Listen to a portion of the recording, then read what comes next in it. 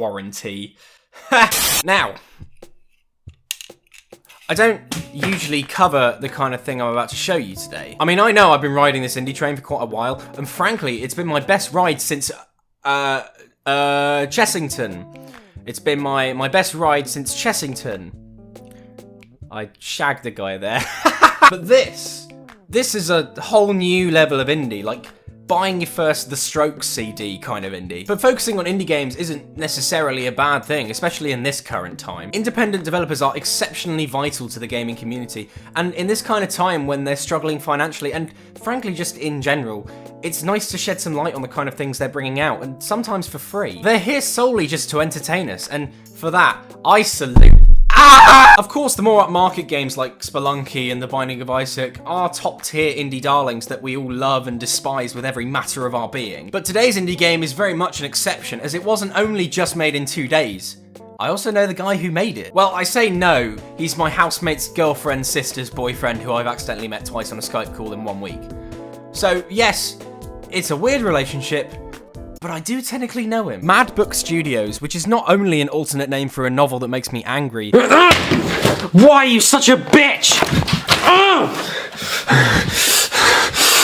Is a games developer who has been designing free games for the past few years. He has released many classics, such as RPS Overdrive, a real-time rock-paper-scissors-esque game, as well as Shape Samurai, a tap-and-slash mobile game where you battle through 8 realms in order to slay the Demon Kings. He makes simple, addictive games that are free, and you can't say no to free things, you know, free drinks, free food. That one time Aiden gave me that free milk. My point is, free games are an absolute win, and these very, very small games are totally worth a bit of time. A little 30-minute time waster can't hurt, unless it involves scented tissues and a Quentin Tarantino foot compilation.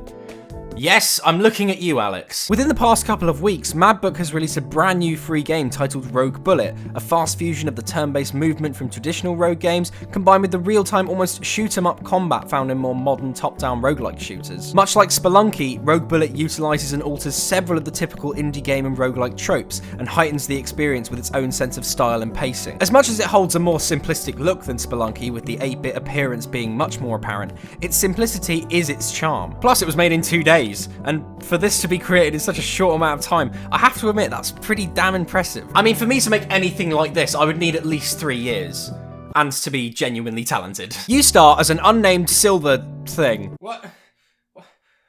What is that? Who explores a series of different floors while battling against many identical-looking knight/squid things. The game primarily revolves around your character defeating enemies and collecting other kinds of weapons as you move across each floor. Rogue Bullet is turn-based, meaning every move made by your character allows the enemies to move simultaneously. Both you and the enemies move on an X and Y axis, with each square acting as a possible area to move to. The 3 types of enemies act in their own unique manner, with their colour differentiating their movements. And before you say, no, it's only 15% racist with additional context. The red enemies remain stationary, only shooting towards you when you move in their line of sight. Since they're unable to move, their fire rate is much faster than the other 2 enemy types, and can catch you off guard if you walk into their view.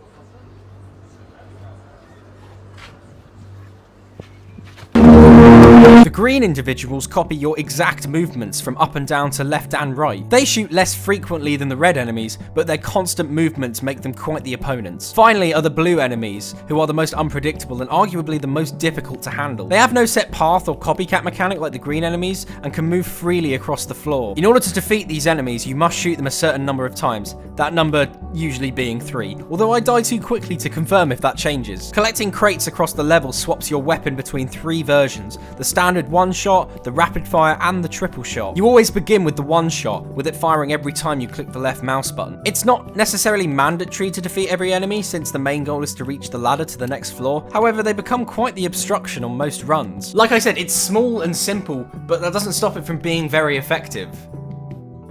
Willies. I'm talking willies. willies. The game, like most others, runs on a very usual 3 lives system. So suck it, Spelunky, with your 4 lives. The hell is that for? Hearts can also be found across all the procedural floors and can randomly appear on any tile, so be on the lookout. And speaking of random, all these rooms and everything in them are randomly generated using a custom algorithm. And it has a trademark on it on the website.